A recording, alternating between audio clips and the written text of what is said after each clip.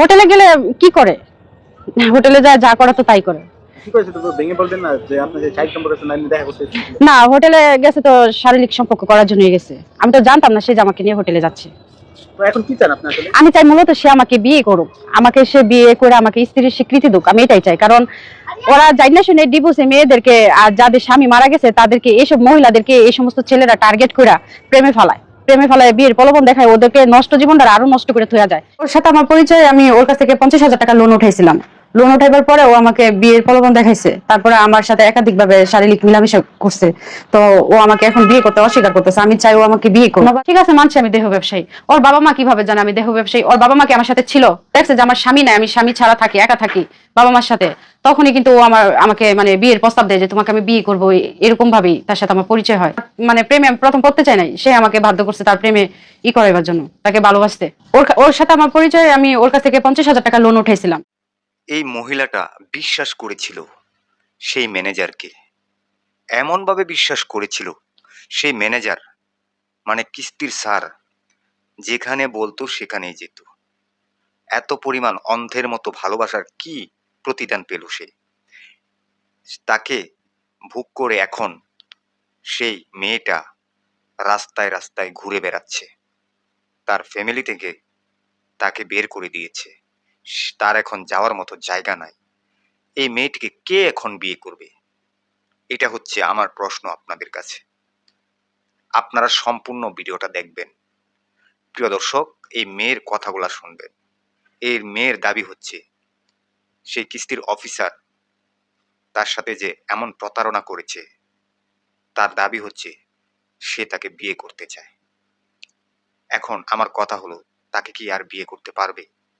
এখন এছাড়া এই মেয়েটি করবেটা কি? এই মেয়েটির দাবি হচ্ছে এখন আমাকে কেউ বিয়ে করতেছে না। এই কিস্তির স্যারের সাথে ওনার যে একটা সম্পর্ক ছিল, এটা জানাজানি হওয়ার পর সে কোথাও গিয়ে আর ঠাঁই পাচ্ছে না। দর্শক শ্রোতা, ভিডিওটা সম্পূর্ণ দেখবেন। মেয়েটির সাথে কি ঘটেছে, এখন মেয়েটিকে কেউ বিয়ে করতেছে না। ভিডিওটা দেখেন, মেয়েটির কথাগুলা শোনেন, মেয়েটা কতটা অসহায় হয়ে গেছে এখন। সম্পূর্ণ ভিডিওটা দেখেন। লোন উঠাইবার পরে ও আমাকে বিয়ের প্রলোভন দেখাইছে, তারপরে আমার সাথে একাধিক ভাবে শারীরিক মিলামেশা করছে। তো ও আমাকে এখন বিয়ে করতে অস্বীকার করতেছে। আমি চাই ও আমাকে বিয়ে করুক। না, শুরুতে কি না, মানে লোনের মাধ্যমে তার সাথে আমার পরিচয়। হ্যাঁ, লোন উঠাইছিলাম, 50,000 টাকা লোন উঠাইছিলাম। তারপরে একটা কোম্পানি যখন লোন দেয় তখন তো ওই সদস্যটা সবকিছু অ্যাড্রেস যাই নাই তো দেয়, না যাই না তার লোনটা দেয় না। তো ও জানতো যে আমার স্বামী না, আমি একজন ডিভোর্সি নারী এবং আমার একটা মেয়ে বাবু আছে। তো তারপরে ও আশ্বাস দিছে যে আমাকে বিয়ে করবো। হুম। তখন আমি বলছি যে আপনি যেহেতু বিয়ে করেন নাই, আপনি আমাকে কিভাবে বিয়ে করবেন? তো আপনি পরিবারকে নিয়ে আসেন। তো আমার পরিবারকে নিয়ে আসবো সময় সুযোগে। তা আমি তোমার অনেক পছন্দ করি, এইভাবে মানে একাধিক। আমার ওইটা আমার হাজবেন্ডে মানে আগের বিষয়টা আমি সামনে আনতে চাই না, এটা ওদের ব্যক্তিগতভাবে, এটা ওদের নিষেধ। আর এখানে আমাদের কারোর সমস্যা ছিল না, এটা আমার ভাগ্যে ছিল না, কপালে ছিল না। আমি আমার হাজবেন্ড ছাড়া 2-3 বছর এরকম ছিলাম। না, এরকম কোনো সম্পর্ক হয় নাই আমার কারোর সাথে। হ্যাঁ, ওনার সাথে আমার প্রেমের সম্পর্ক ছিল, ভালোবাসার। কিস্তি উঠাইছি 1 বছর চলতেছে, তার সাথে সম্পর্কের বয়স আমার 1 বছর যাবত। কত টাকা নিয়েছিলেন? 50,000 টাকা লোন নিয়েছিলাম। একটা কিস্তি দেওয়া হয়েছিল নাকি সম্পর্কের মাধ্যমেই? না না, আমি কিস্তি ব্যাক গিলাই পরিশোধ করছি, কোনো মাসে আমার কিস্তি কোনো আটকা নাই। আমার কিস্তি সঠিক মতো দিয়ে গেছি। না, এরকমটা না, আসলে ও আমার অসহায়তায় সুযোগ নিছে। ও যখন তখন তো আমি মানে তাকে ভালোবাসতে চাই না, সে কিন্তু অ্যাকচুয়ালি আমাকে কিন্তু জোর পূর্বকই করছে যে ভালোবাসতে হবে এরকম। না, ওই ছেলের পরিবারের সম্পর্কে আমি জানতাম না। তখন আস্তে আস্তে ছেলের সাথে সম্পর্ক হওয়ার পর আমি জানতে পারছি যে ছেলে মানে বিয়ে করে নাই। ছেলেও বলছে যে আমি বিয়ে করে নাই। তখন বলছে যে আমি একটা বিবাহিত মেয়ে, ডিভোর্স, আমাকে কি তোমার পরিবার মেনে নিবে? পরিবারের তো আর সংসার করবো না, সংসার করবো আমি। তারপরেই মানে এইভাবে তার সাথে আমার সম্পর্কতে আগানো।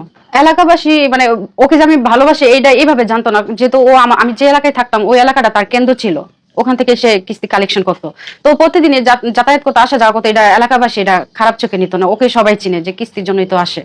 আমার বাসায় কতদিন পার্মানেন্ট ছিল না, মানে সে আসা যাওয়া করতো। একাধিকবার, অনেকবার আসছে সে আমার বাসায়, আসছে রাত যাপন ও করছে। তারপরে দিনে আসতো, আবার সন্ধ্যাবেলা আসতো, আইসা আবার চলে যেত। বিন পুরুষের আপনি একটা রাত বা দুটো রাত এবং একাধিক রাত আপনি একসাথে ছিলেন, এটা আপনার সাথে আপনার কি ভুল ছিল না? হ্যাঁ, ভুল তো মনে করেন ভালোবাসলে এখানে তো তখন একটা মানুষের অন্ধ বানাইলায়, বুঝছেন, ভালোবাসা অন্ধ বানাইলা। তখন তো বলে যে ভালোবাসলে অনেক কিছু করতে হয়। তো এই যে ভালোবাসাটা এখন আসলে কি নিয়ে তার সাথে একটু ঝামেলাটা শুরু হলো? এখন মানে সে আমাকে ভালোবাসে তো আমার সবকিছু জানি না শুনে, এখন সে আমাকে বিয়ে করতে অস্বীকার করে এবং তার বাবা মার মানে করতেছে যে তার বাবা মা মাইনা নিব না এই বিষয়টা, আমি বিবাহিত যেহেতু। আমার কথা হচ্ছে তাহলে আগে তোমার বাবা মা কোথায় ছিল, আগে তোমার বাবা মা দেখে শুনে তারপরে তুমি আমার সাথে সম্পর্কতে আগাইতা। আর এছাড়া এখন আমি এই ঝামেলাটি করার পরে আমি যখন ও আমাকে বিয়ে করতে চাই না, ওর পরিবার আমাকে ওদের এলাকাতে নিয়ে গেছিল ফোন দিয়া আপোষ মীমাংসার কথা বললে যে আসো তোমার বিয়ে করাবো। তখন আমি ওর পরিবারের কথা মতো যাই, ওখানে আমার মামাতো বাইরে নিয়ে তারপর আমাদেরকে একটা রুমের ভিতরে আটকায় বলতেছে যে এখানে ইস্টামে সাইন করো। পরে বলছি ইস্টামে কেন সাইন করবো, কই ছেলের সাথে তোমার অন্তরঙ্গের ছবি ভিডিও যা আছে এগুলা সবকিছু ডিলিট করে দিবা, আর ছেলের সাথে কখনো মশিরের সাথে যোগাযোগ রাখবা না। তখন ওনারা যেহেতু একটা রুমের ভিতরে আটকায় চাপ সৃষ্টি দিতেছে, তখন তো আমাদের ভয়ও লাগতেছিল যদি ওনাদের প্রস্তাবে রাজি না হই, আমাদেরকে বলছে যে মাদক দিয়া থানাতে ধরাই দিব, ফুলবাড়িয়া থানাতে।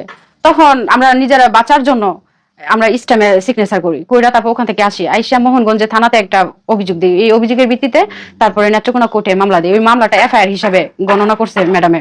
মামলাতে 3 মাস সে জেল খাটছে, এখন জামিনে বের হয়েছে। জামিনে বের হয়েও সে অনেক, আমার কথা যা হয়েছে আমি তো মামলাতেই বুঝতাম, সে যদি আমাকে বিয়েও না করতো আদালতে যা শাস্তি দিত তাই আমি মাইনে নিতাম। সে তো জামিন থেকে বের হয়েও আমার বলতেছে আমি তোমাকে চাই, বিয়ে করবো, এই সেই এটা। পরে বলছে তাহলে তোমার পরিবার নিয়ে আসো, আমাকে বিয়ে করো। আমার একটু সময় দাও, পরিবারকে বুঝায়। আবার ওর পরিবার বলে উল্টাপাল্টা কথা বলে আমার সম্পর্কে, খারাপ ধারণা বলে আমি ভালো না আমি খারাপ। পরে বলছে আমি ভালো না খারাপ আপনারা আমার এলাকায় আসেন, এসে যাচাই করে দেখেন আমি ভালো না খারাপ। কিন্তু তারা যা মানে মুখ দিয়ে আসতেছে তাই বলতেছে, এবং আমাকে বলে আমি নাকি দেহ ব্যবসায়ী। আমি যখন ছেলেদের কাছে গেছি, ওর বাবা মাকে আমার সাথে গেছিল, তাহলে ওর বাবা মা কিভাবে জানে আমি দেহ ব্যবসায়ী? একটা খারাপ মহিলা তো একটা খারাপ মহিলার সম্পর্কে জানে, তো ওই মহিলা কি আমার মতোই খারাপ ছিল নাকি? আমি এটা জানতে চাই। আমি আসছি নেত্রকোনা মোহনগঞ্জ থেকে, আমার বাড়ি নেত্রকোনা মোহনগঞ্জ থানা। আমার একটা প্রেমের সম্পর্ক ছিল একটা ছেলের সাথে, আমাদের মোহনগঞ্জের ছেলেটা চাকরি করতো এনজিওতে। এনজিওর নাম হয়েছে পপি সমিতি, পপি এনজিও। তো ছেলের নাম হয়েছে মশিউর, ছেলের বাড়ি হয়েছে মাইমা সিং ফুলবাড়িয়া ধামর। ছেলের বাবার নাম হয়েছে শহীদুল ইসলাম, আর মার নাম মালিকা বেগম। তো একটা কোম্পানি যখন লোন দেয় তখন তো ওই সদস্যটা সবকিছু অ্যাড্রেস যায় নাই তো দেয়, না যায় না তার লোনটা দেয় না। তো ও জানতো যে আমার স্বামী না, আমি একজন ডিভোর্সি নারী এবং আমার একটা মেয়ে বাবু আছে। তো তারপরে ও আশ্বাস দিছে যে আমাকে বিয়ে করবো।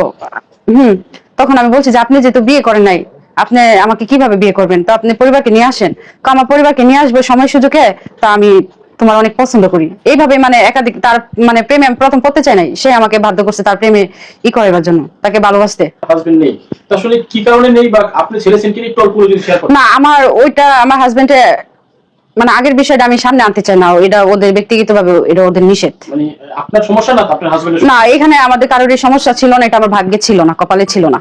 আচ্ছা, তো ওই বিষয়টা আপনি জানতে চাচ্ছেন না? না না আমি ওই বিষয়টা নিয়ে সামনে আনতে চাইতেছি না। মানে আপনি আলাদা কতদিন ছিলেন, মানে আপনার হাজবেন্ড ছাড়া? আমি আমার হাজবেন্ড ছাড়া 2-3 বছর এরকম ছিলাম। একা? জি। এর আগেও কি কারোর সাথে এই 2-3 বছরে সম্পর্ক হয়েছে? না এরকম কোনো সম্পর্ক হয় নাই আমার কারোর সাথে। মানে উনি সেকেন্ড ম্যান? হ্যাঁ ওনার সাথে আমার প্রেমের সম্পর্ক ছিল, ভালোবাসার। আচ্ছা, ভালোবাসার সম্পর্ক ছিল। এই ভালোবাসাটা আসলে কতদিন রান করেছেন? কিছু উঠেছে 1 বছর চলতেছে, তার সাথে সম্পর্কের বয়স আমার 1 বছর যাবত। কত টাকা নিয়েছিলেন? 50,000 টাকা লোন নিয়েছিলাম। এই একটা কিস্তি দেওয়া হয়েছিল নাকি সম্পর্কের মাধ্যমে? না না আমি কিস্তি ব্যাক দিলাই পরিশোধ করছি, কোনো মাসে আমার কিস্তি কোনো আটকা নাই, আমার কিস্তি সঠিক মতো দিয়ে গেছি। তার সাথে তাহলে কিস্তি ছাড়া তার সাথে একটা সম্পর্ক কি করে করলেন? যে অনেক সময় থাকে না যে টাকা পয়সা না একটু ভালোবাসা সম্পর্ক করে। না এরকমটা না, আসলে ও আমার অসহায়তার এই সুযোগ নিছে। ও যখন দেখছে যে আমার স্বামী নাই, আমি স্বামী ছাড়া থাকি, একা থাকি বাবা মার সাথে, তখনই কিন্তু ও আমাকে মানে বিয়ের প্রস্তাব দেয় যে তোমাকে আমি বিয়ে করবো, এরকম ভাবেই তার সাথে আমার পরিচয় হয়। তখন তো আমি মানে তাকে ভালোবাসতে চাই না, সে কিন্তু অ্যাকচুয়ালি আমাকে কিন্তু জোর করবেই করছে যে ভালোবাসতে হবে এরকম। আচ্ছা, সেই ছেলের পরিবার সম্বন্ধে বা পরিবারের বিষয়ে কিছু জানতেন আপনি আগে থেকে? না ওই ছেলের পরিবারের সম্পর্কে আমি জানতাম না, তখন আস্তে আস্তে ছেলের সাথে সম্পর্ক হওয়ার পর আমি জানতে পারছি যে ছেলে মানে বিয়ে করে নাই। ছেলেও বলছে যে আমি বিয়ে করে নাই, তখন বলছে যে আমি একটা বিবাহিত মেয়ে, ডিভোর্স, আমাকে কি তোমার পরিবার মেনে নিবে? কয় পরিবারের তো সংসার করবো না, সংসার করবো আমি। তারপরে মানে এইভাবে তার সাথে আমার সম্পর্কতে আগানো। আচ্ছা, এই যে দীর্ঘদিন ছিলেন 6 মাস 1 বছর তার সাথে, আপনার এলাকাবাসী আসলে এই বিষয়টা জানতো? এলাকাবাসী মানে ওকে যে আমি ভালোবাসি এটা এইভাবে জানতো না, যেহেতু ও আমি যে এলাকায় থাকতাম ওই এলাকাটা তার কেন্দ্র ছিল, ওখান থেকে সে কিস্তি কালেকশন করতো। তো প্রতিদিনই যাতায়াত করতে আসা যাওয়া করতে, এটা এলাকাবাসী এটা খারাপ চোখে নিত না, ওকে সবাই চিনে যে কিস্তির জন্যই তো আসে। আচ্ছা, আপনার বাসায় কতদিন ছিল সে? আমার বাসায় কতদিন পার্মানেন্ট ছিল না, মানে সে আসা যাওয়া করতো, মানে একটা একাধিকবার অনেকবার আসছে সে আমার বাসায় আসছে। যখন করতো সে? রাত যাপন ও করছে, তারপরে দিনে আসতো, আবার সন্ধ্যাবেলা আসতো, আইসা আবার চলে যেত। বিন পুরুষের আপনি একটা রাত বা দুটো রাত এবং একাধিক রাত আপনি একসাথে ছিলেন, এটা আপনার সাথে আপনার কি ভুল ছিল না? হ্যাঁ ভুল তো মনে করেন, ভালোবাসলে এখানে তো তখন একটা মানুষের অন্ধ বানাইলা, বুঝছেন, ভালোবাসা অন্ধ বানাইলা, তখন তো বলে যে ভালোবাসলে অনেক কিছু করতে হয়। আচ্ছা, তো এই যে ভালোবাসাটা এখন আসলে কি নিয়ে তার সাথে একটু ঝামেলাটা শুরু হলো? এখন মানে সে আমাকে ভালোবাসে তো আমার সবকিছু জানিয়ে শুনে, এখন সে আমাকে বিয়ে করতে অস্বীকার করে এবং তার বাবা মার মানে করতেছে যে তার বাবা মা মাইনে নিব না এই বিষয়টা, আমি বিবাহিত যেহেতু। আমার কথা হচ্ছে তাহলে আগে তোমার বাবা মা কোথায় ছিল? আগে তোমার বাবা মা দেখে শুনে তারপরে তুমি আমার সাথে সম্পর্কটা আগাইতা। আর এছাড়া এখন আমি এই ঝামেলাটি করার পরে আমি যখন ও আমাকে বিয়ে করতে চাই না, ওর পরিবার আমাকে ওদের এলাকাতে নিয়ে গেছিল ফোন দিয়া আপোষ মীমাংসার কথা বলে যে আসো তোমার বিয়ে করাবো। তখন আমি ওর পরিবারের কথা মতো যাই, ওখানে আমার মামাতো বাইরে নিয়ে তারপর আমাদেরকে একটা রুমের ভিতরে আটকায় বলতেছে যে এখানে ইস্টামে সাইন করো। পরে বলছি ইস্টামে কেন সাইন করবো? কয় ছেলের সাথে তোমার অন্তরঙ্গের ছবি ভিডিও যা আছে এগুলা সবকিছু ডিলিট করে দিবা, আর ছেলের সাথে কখনো মশিরের সাথে যোগাযোগ রাখবা না। তখন ওনারা যেহেতু একটা রুমের ভিতরে আটকায় চাপ সৃষ্টি দিতেছে, তখন তো আমাদের ভয়ও লাগতেছিল, খুনের হুমকি দিতেছে। যদি ওনাদের প্রস্তাবে রাজি না হই আমাদেরকে বলছে যে মাদক দিয়ে থানাতে ধরাই দিব, ফুলবাড়িয়া থানাতে। তখন আমরা নিজেরা বাঁচার জন্য আমরা ইস্টামে সিগনেচার করি, কইরা তারপর ওখান থেকে আসি, আইসা মোহনগঞ্জে থানাতে একটা অভিযোগ দিই। এই অভিযোগের ভিত্তিতে তারপরে নেত্রকোনা কোর্টে মামলা দিই। ওই মামলাটা এফআইআর হিসাবে গণনা করছে ম্যাডামের, ধর্ষণে নিচ্ছে। নেওয়ার পরে ও এই ধর্ষণ মামলাতে 3 মাস সে জেল খাটছে। এখন জামিনে বের হয়েছে। জামিনে বের হয়েও সে অনেক, আমার কথা যা হয়েছে আমি তো মামলাতেই বুঝতাম, সে যদি আমাকে বিয়েও না করতো, আদালতে যা শাস্তি দিত তাই আমি মাইনে নিতাম। সে তো জামিন থেকে বের হয়েও আমার বলতেছে আমি তোমাকে চাই, বিয়ে করবো, এই সেই এটা। পরে বলছে তাহলে তোমার পরিবার নিয়ে আসো, আমাকে বিয়ে করো। আমার একটু সময় দাও, পরিবারকে বুঝায়। আবার ওর পরিবার বলে উল্টাপাল্টা কথা বলে আমার সম্পর্কে, খারাপ ধারণা বলে আমি ভালো না আমি খারাপ। পরে বলছে আমি ভালো না খারাপ আপনারা আমার এলাকায় আসেন, এসে যাচাই করে দেখেন আমি ভালো না খারাপ। কিন্তু তারা যা মানে মুখ দিয়ে আসতেছে তাই বলতেছে এবং আমাকে বলে আমি নাকি দেহ ব্যবসায়ী। ঠিক আছে, মানছি আমি দেহ ব্যবসায়ী। ওর বাবা মা কিভাবে জানে আমি দেহ ব্যবসায়ী? ওর বাবা মা কি আমার সাথে ছিল? আমি যখন ছেলেদের কাছে গেছি ওর বাবা মা কি আমার সাথে গেছিল? তাহলে ওর বাবা মা কিভাবে জানে আমি দেহ ব্যবসায়ী? একটা খারাপ মহিলা তো একটা খারাপ মহিলা সম্পর্কে জানে, তো ওই মহিলা কি আমার মতোই খারাপ ছিল নাকি? আমি এটা জানতে চাই। আমি চাই ও বিয়ে করুক, ওর দেখা দেখি যেন আরো 5টা মানুষ যেন মানে ঠিক হয়ে যায়। তো আপনি বললেন যে ওটা আপনি তো, ও তো একজন অবিবাহিত পুরুষ, আপনি ওনার কাছে গেছেন কেন? আমি যেতেই পারি, আমার সংসার প্রয়োজন আছে না, আমি যেতেই পারি। আপনার মতো একজন বিবাহিত ছেলের কাছে কেন যাবো? বিবাহিত ছেলের কাছে কেন যাবো? বিবাহিত ছেলেদের না, ডিভোর্সে ছেলেদের কাছে কেন যাবো? কারণ বিবাহিত ছেলেদের বউ থাকে, বাচ্চা থাকে। আমি কি আরেকটা সংসার ভেঙে কি আরেকটা মেয়ের উপরে যাইতে পারি? এটা তো কখনোই তো না। একটা নারী কি আরেকটা নারীর সংসার যেতে পারতেন তো, আপনি কেন তার সাথে এই সম্পর্কিত? কেন? মানে বাংলাদেশে অ্যাভেলেবেল দেখতেছে আনম্যারিড ছেলের সাথে কি বিবাহিত মেয়েদের বিয়ে হচ্ছে না? হচ্ছে না বলেন? এখন তো সে মেয়ে মানতেছে না। সে মানবে না কেন? তা আগে আমার দোষটা কোন জায়গাতে সে দেখায় দোক যে এই জায়গাটা আমার দোষ। আপনার সন্তান আছে, সে তো এটা জানে, সে তো এগুলা তো জানে, জানি না শুনি তো আসছে। এমন তিনি তো বলতে গেলে ফাও খাইতেছেন। তো যারা ফাউকা খাইতে আসে তাদের কি বিচার হয় না দেশে? আপনি তো সেতে দিয়েছেন, আপনাকে দিলেন কেন? শুনেন, একটা মেয়ে কখনো কিন্তু একটা ছেলের হাইডা দেয় না সবকিছু। একটা ছেলে একটা মেয়ের কাছে আসতে হলে কিন্তু বহুত টাইম নিয়ে আসে, বহুত প্রলোভনা দেখায় কিন্তু আসে, এভাবে কিন্তু চলে আসে না। আর এইভাবে কিন্তু একটা মেয়ে দিয়ে দেয় না। তাকে তো আমি প্রচুর পরিমাণে বিশ্বাস করছি, সে আমার বিশ্বাসের মর্যাদা নিয়ে এইভাবে খেলবে এটা তো আমি ভাবি না। আপনি এখন বিয়ের কথা বলছেন, আগে বিয়ে করেন না কেন? এই বিয়ে নিয়ে আগে থেকে তাকে চাপ দেওয়া হয়েছিল, বলছিল তার একটা বোন আছে, এঙ্গেজমেন্ট হয়ে গেছে, ওই বোনটাকে উঠাই দিয়ে তারপর আমাকে বিয়ে করবে, পরিবারের ম্যানেজ করে। এখন সে পরিবারকে ম্যানেজ করতে পারতেছে না, ওটা তার আমার দোষ না। তো তোমার তো জানি না শুনে বুঝছে তো আমার এখানে পা দেওয়া উচিত ছিল। পরিবারকে ম্যানেজ করেই আপনি তারে দিতেন, বেশি ম্যানেজ হইতো, আপনি আগেই দিলেন কেন? না, এটা কি আসলে তাহলে ও ওর পরিবারকে ম্যানেজ করে আমার কাছে আসতো, সে আসলো কেন? সে আমার অসহায়তার দুর্বলতার সুযোগ নিছে। অসহায়তা দুর্বলতার সুযোগ নিছে বললেন, তাহলে আপনিও তো মজা পাইছেন। হ্যাঁ, ও তো মজা পাইছেন। মজা তো সবাই পায়, মজা তো সবাই পায়, একা কি কেউ মজা পায়? এখন তো ওকে তো তাহলে যেহেতু চাইতেছে না, তাহলে ওকে তো ছেড়ে দিতে পারেন। না, আমি ওকে ছাড়বো কেন? আমি ওর হাত ধরছি ছাড়ার জন্য তো না। এখন তো বিয়ে করতে চাচ্ছে না, এখন কি করবে? বিয়ে করতে সে চাচ্ছে না, যেহেতু মামলা চলতেছে, আদালতে যা হয় তা তো হবে। আপনি কি মামলা দিচ্ছেন ওনারে?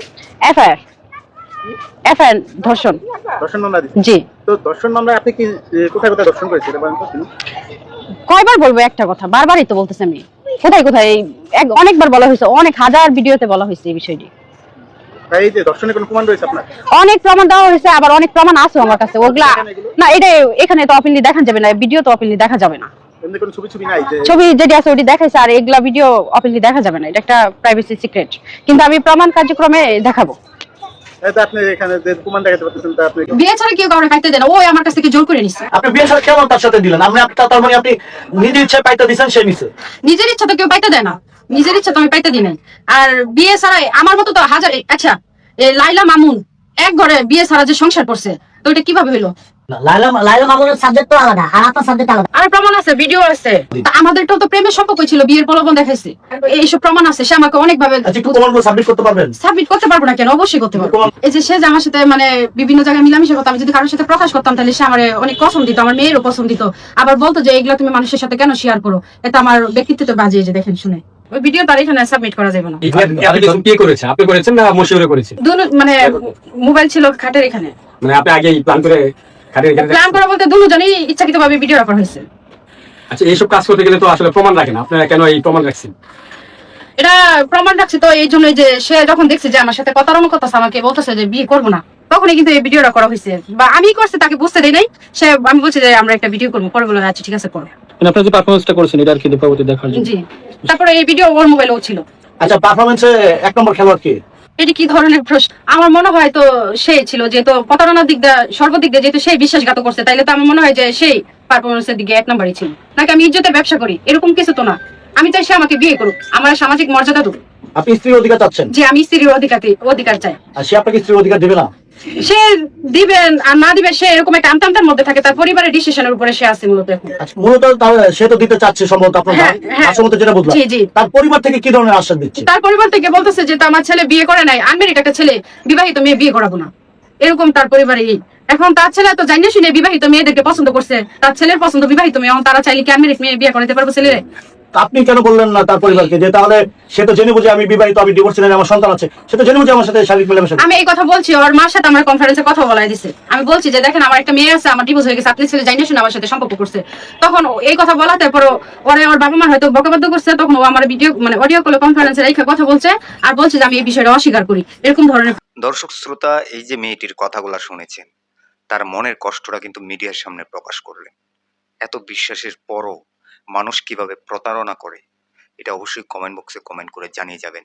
যে ছেলেটা তার সাথে এরকম প্রতারণা করেছে তাকে অবশ্যই আমি মনে করি আইনের আওতায় এনে দ্রুত গ্রেফতার করে তাকে উপযুক্ত শাস্তি দেয়া হোক, যাতে তার শাস্তি দেখে আর কোনো ছেলে যাতে এরকম মেয়েদের সর্বনাশ না করতে পারে। দর্শক শ্রোতা, সেটা আপনারা কি চান অবশ্যই কমেন্ট বক্সে কমেন্ট করে জানাতে ভুলবেন না। ভিডিওটা সর্বোচ্চ পরিমাণ শেয়ার করে সবাইকে দেখার সুযোগ করে দিবেন। সবাই ভালো থাকবেন, সুস্থ থাকবেন। আসসালামু আলাইকুম।